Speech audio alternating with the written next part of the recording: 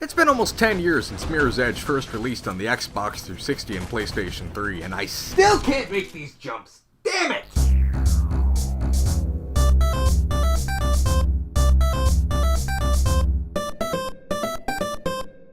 So, weird as this might sound, I have trouble thinking of a game that's more prescient about our current world than Mirror's Edge, and yeah, I know just how silly that sounds.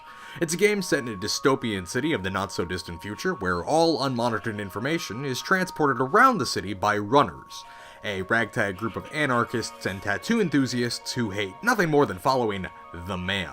It's about as on the nose as you can get, and I'd be lying if I said I remember much about the story outside of the obvious story beats and those cutscenes. You know the ones. The game is eye-poppingly gorgeous, with almost every moment of gameplay starkly contrasting color and value to guide the player. Check this out. In this sequence where you're chased by a helicopter, the game deftly uses light to hint the player as to what direction to take. It's a common trick in game design, but here, it highlights the game's use of color really well. See, Mirror's Edge uses red as a contrasting color in these environments. It's bright enough that it pops out even against the frequent use of black and more often white. Also, notice how the game's color palette never overcomplicates itself.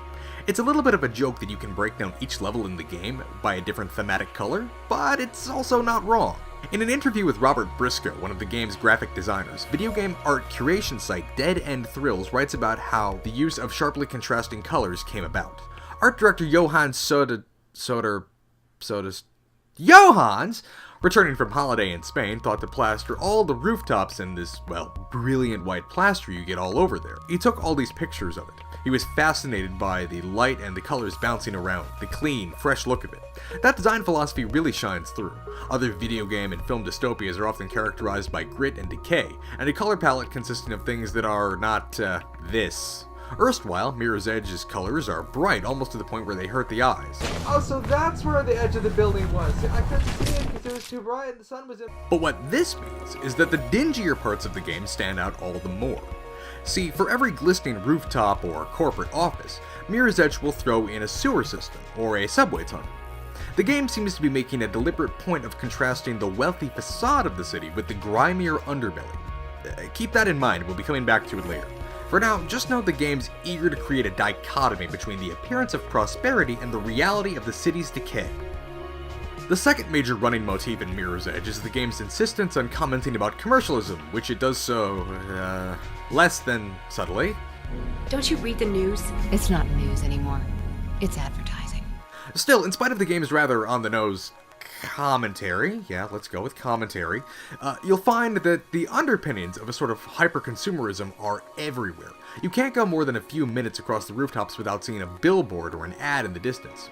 And while the minimalist approach to the game's use of color means that they'll never grab your attention or be too distracting, you can never get away from the game's emphasis on marketing. In fact, the game's fifth level, titled New Eden, takes place in a shopping center.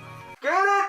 Like, the mall's called New Eden because it's like saying it's a paradise in a consumer society, like a place where you spend money is a paradise. The other mise-en-scène element that's worth noting is the prevalence of security cameras everywhere, and I do mean everywhere. You can't go more than a few feet in the game without seeing them, and the game even points them out pretty explicitly in an early cutscene.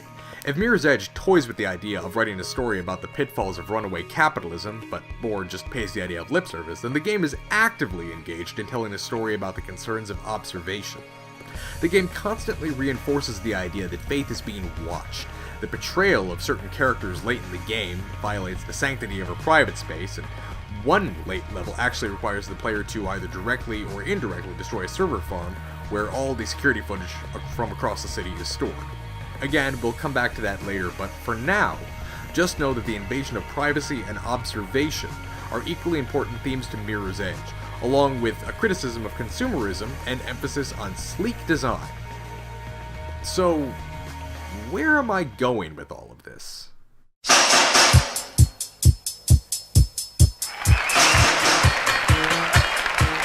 Let's back up a little bit and talk about the year 2007, the year just before Mirror's Edge was released. This was the year that Steve Jobs announced the iPhone, the portable computer that would revolutionize the mobile market and reinvent the Apple Corporation. John Falcone, writing for CNET, observes that the original iPhone hit stores on June 29, 2007, and the world hasn't been the same since. If that sounds like a hyperbole, consider this. You're probably reading this on an iPhone, or its chief rival, an Android phone. You've seen countless photos or videos in the past 24 hours, on social media, on TV news, that were shot on an iPhone. And Apple itself is the most valuable company in the world right now, with a market cap of about $750 billion, thanks mostly to the success of the iPhone.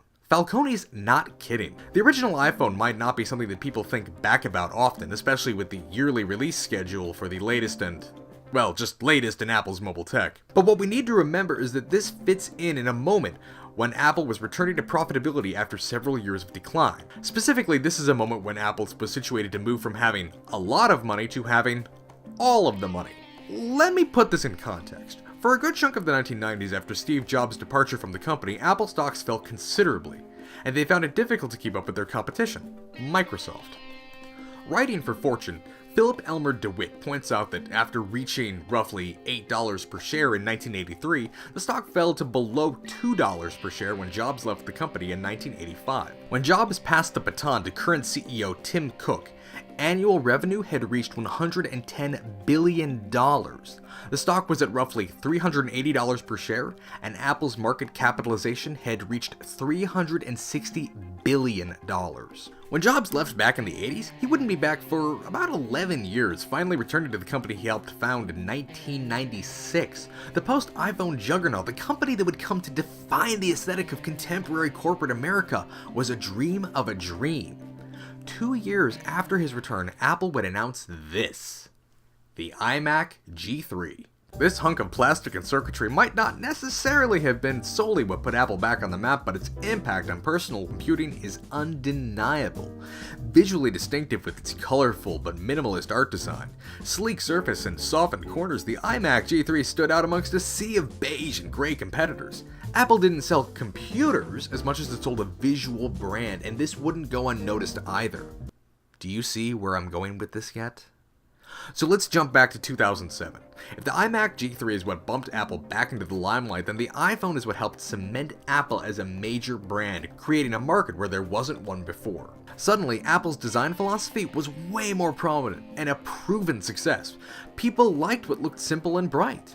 In the years after, Microsoft would begin to define its art direction in a more minimalist, color-driven style too, with Windows 8 releasing in 2012 after several years in development. In 2007, Coca-Cola simplified its logo, as did Pepsi in 2008. In 2010, Google changed its logo for the first time since 1999, and they changed it 2 more times before the end of 2015. Apple reinvented the look of corporate America. Mirror's Edge just noticed. And this is where we can finally get back to talking about the Vigimo games. Sorry for making you wait. See, the game uses its art design to comment on the divide between the pleasant corporate, colorful facade that we see companies like Apple push, contrasting them with the dingier sub-basements and subway tunnels that Faith finds herself in. Notice just how much of the game is under construction. We're literally watching a facade be put up in the city, a bright but empty design imposed on a physical location. We've got a clear dichotomy created by the art direction of the game, that between the appearance of reality in a corporate context and the actual reality of things. Which brings me around to my other point.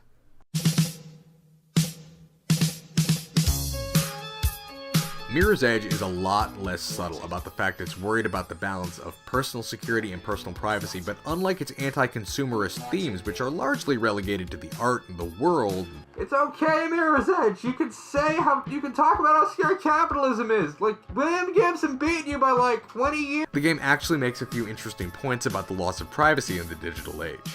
On top of the sheer number of CCTV cameras floating around, there's a moment early on in the game where Faith's sister is framed for murder. Wait, shit, did I put up a spoiler warning? I don't think I put up a spoiler warning. It's the motivation for Faith's action in the plot, but there's a small detail that's easy to miss that strikes me as worthwhile, namely the presence of a security camera in the background of this frame. The scene of the crime was recorded, but Kate is still blamed for the crime. The important thing here isn't so much that surveillance is happening, though the game is critical of that. No, the game hinges on the idea that the security footage in question is in the hands of an uncaring business, Pirandillo Kruger, a company which even the local police are having difficulty investigating. And don't think, even for a minute, that the game devs weren't thinking about this theme either. In the same interview as earlier, Dead End Thrills writes, "The Shard, a dominating skyscraper wired into every CCTV camera and affair in the city, was actually invented prior to the identically named, visually similar project currently going on in London's Bridge Quarter. While the real-world building wouldn't be finished until several years after Mirror's Edge's release, the comparison is interesting. London, after all, has over 5.9 million CCTV cameras as of August 2015, according to Wired magazine.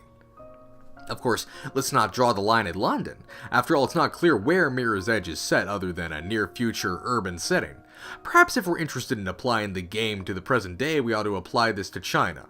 I mean, I know the game really calls out the whole Asian influence thing, and I know that's kind of a thing with Cyberpunk and everything, but I really just... The Washington Post, in January of this year, points out that China is experimenting with a facial recognition algorithm to pair with their current CCTV tech.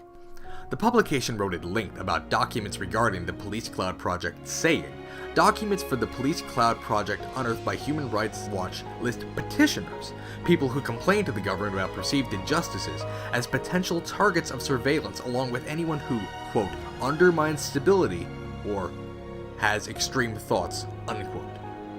Not to mention how the seemingly innocuous term November in-game is linked to a protest movement of the same name, in the same way that the Chinese protest movements are linked to words like umbrella, like the umbrella protests in 2014, and, wow.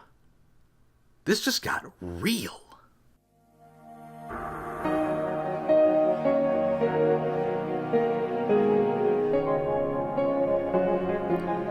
There are other parallels I could draw in Mirror's Edge between its themes and implied art direction to the real world. In US politics, it'd be easy to apply the game to the rise of corporate influence in US politics. For example, major American ISPs lobbied to end Title II net neutrality. I could also point out that while the US doesn't have as many cameras as the United Kingdom, we did kind of have that one scandal a few years back about the NSA spying on Americans. No, please put the gun down! I'm just a filming game critic, please. What I mean to say is this.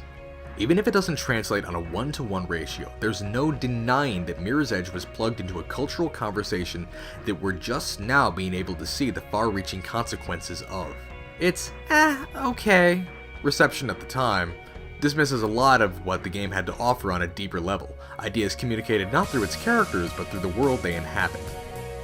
Mirror's Edge might be a bleak, ultra-consumerist dystopia, but it's not a story about defeat. Faith and her sister managed to escape at the end. In the same way, I don't look at the game as a grim prophecy, a warning about the aesthetically appealing hellscape that corporate politics and the decline of privacy in the digital age threaten to bring around. It's a version of the tomorrow that could come to pass, and the game is more relevant in its future right now than it was almost a decade ago. Mirror's Edge is, in spite of its weak character narrative, a strong reminder about what happens when people allow conglomerates to define their reality and invade their personal lives. It's also a reminder that this fate can be avoided. It's possible to turn things around, to make things right. Or it's a pretty game about running fast and doing the jump slide thing, I don't know.